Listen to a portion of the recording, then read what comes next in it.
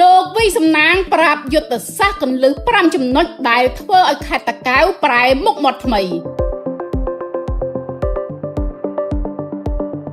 ក្រោមការដឹកនាំរបស់លោកវិសំណាងរយៈពេលជាង2ឆ្នាំមកនេះខេត្តតាកែវបាននឹងកំពុងតែបង្ហាញការប្រែប្រួលមុខមាត់ថ្មីយ៉ាងខ្លាំង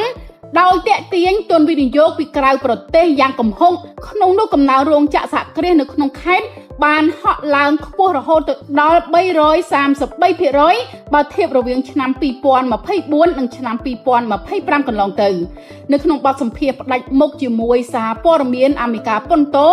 លោកវិសំណាងអភិបាលខេត្តតាកែវបញ្ជាក់ថារបបអភិវឌ្ឍដ៏លេចធ្លោនេះគឺកើតចេញពីយុទ្ធសាស្ត្រគន្លឹះធំចំនួន5ដែលលោកបានដាក់ចេញនៅក្នុងនោះរួមមានការអនុវត្តផែនការសកម្មភាពចង្អុលបង្ហាញរបស់រាជរដ្ឋាភិបាលយុទ្ធសាស្ត្រចុះគោះទ្វារទាក់ទាញវិនិយោគិនទៅដល់ក្រៅប្រទេសផ្ទាល់ការប្រើប្រាស់ខ្សែសង្វាក់ដឹកជញ្ជូននិងភូមិសាស្ត្រយុទ្ធសាស្ត្រការបង្កើតកម្លាំងពលកម្មវ័យក្មេងដែលមានជំនាញនិងសំខាន់បំផុតនោះគឺការធានាសន្តិសុខសណ្ដាប់ធ្នាប់សង្គមគ្មានការបង្កការលំបាកទៅដល់អ្នកវិនិយោគ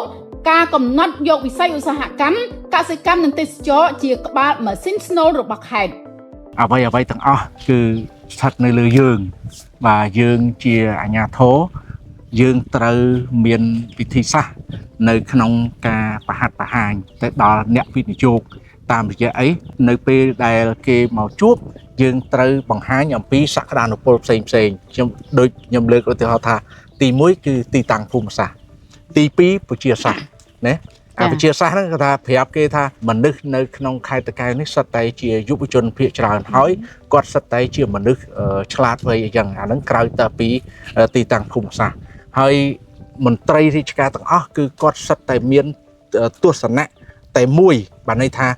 ធ្វើយ៉ាងណាគាំពៀអ្នកវិនិយោគដោយមិនរើឆានគាត់មានជំនឿជឿជាក់លើការដឹកនាំរបស់រាជរដ្ឋាភិបាលហើយមានជំនឿជឿជាក់លើ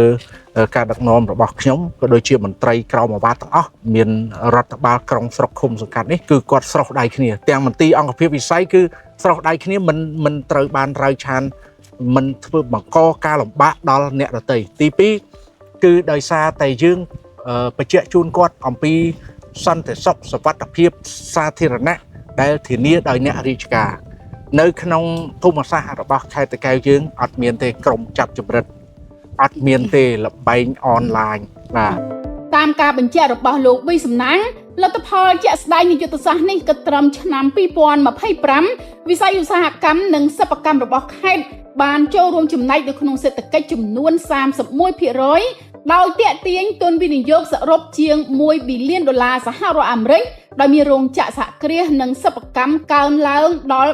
1022មូលដ្ឋានបង្កើតការងារជូនទៅដល់ប្រជាពលរដ្ឋបានជាង 140,000 នាក់និងនាំចំណូលចូលសេដ្ឋកិច្ចខេត្តតាមរយៈប្រាក់ឈ្នួលកម្មករនិយោជិករហូតទៅដល់ជាង$434 លានសហរដ្ឋអាមេរិកនៅក្នុងមួយឆ្នាំទន្ទឹមនឹងវិស័យឧស្សាហកម្មវិស័យកសិកម្មដែលជាស្នូលដ៏សំខាន់បានរួមចំណែករហូតទៅដល់ 53% នៃសេដ្ឋកិច្ចខេត្តក៏ត្រូវបានជំរុញយ៉ាងខ្លាំងក្លាផងដែរខេត្តតាកែវបច្ចុប្បន្នជាប់ចំណាត់ថ្នាក់លេខ3នៅទូទាំងប្រទេសទៅលើការផលិតស្រូវដោយមានផ្ទៃដីកសិកម្មសរុបចំនួន 314,000 ហិកតាព្រមទាំងមានផលិតផលសម្គាល់ភូមិសាស្ត្រ GI ល្បីឈ្មោះនោះគឺបង្កងទឹកសាបនិងពងទាកូនស្រែរនោងចំណែកឯវិស័យទេសចរវិញរដ្ឋបាលខេត្តបានចាត់ទុកជាមាសបៃតងដោយកំពុងតែរៀបចំប្រព័ន្ធហេដ្ឋារចនាសម្ព័ន្ធដោយតភ្ជាប់តំបន់ប្រវត្តិសាស្ត្រសម័យហ្វូណនជាមួយនឹងការបង្កើតតំបន់ទេសចរសហគមន៍អេកូទេសចរនិងកសិទេសចរថ្មីជាដើមតាមការបញ្ជាក់របស់លោកវិសំណាងយុទ្ធសាស្ត្ររួមដៃគ្នាយ៉ាងម៉ឺងម៉ាត់ពីគ្រប់លំដាប់ថ្នាក់នៃខេត្តតាកែវមិនត្រឹមតែបង្កើតទំនុកចិត្តយ៉ាងខ្លាំងទៅដល់ក្រុមហ៊ុនបរទេសជាពិសេសវិនិយោគិនចិនប៉ុណ្ណោះទេប៉ុន្តែថែមទាំងកំពុងតែបង្កើតប្រឡានុវត្តភាពការងារយ៉ាងច្រើនសន្ធឹកសន្ធាប់ជូនទៅដល់ប្រជាពលរដ្ឋនៅក្នុងខេត្តនិងជំរុញចលករសេដ្ឋកិច្ចមូលដ្ឋានឲ្យមានការប្រទាក់ក្រឡាគ្នាយ៉ាងរស់រវើកដែលធ្វើឲ្យចរន្តសេដ្ឋកិច្ចវិលជុំនិងរីកចម្រើនមិនឈប់ឈរនាថ្ងៃអនាគត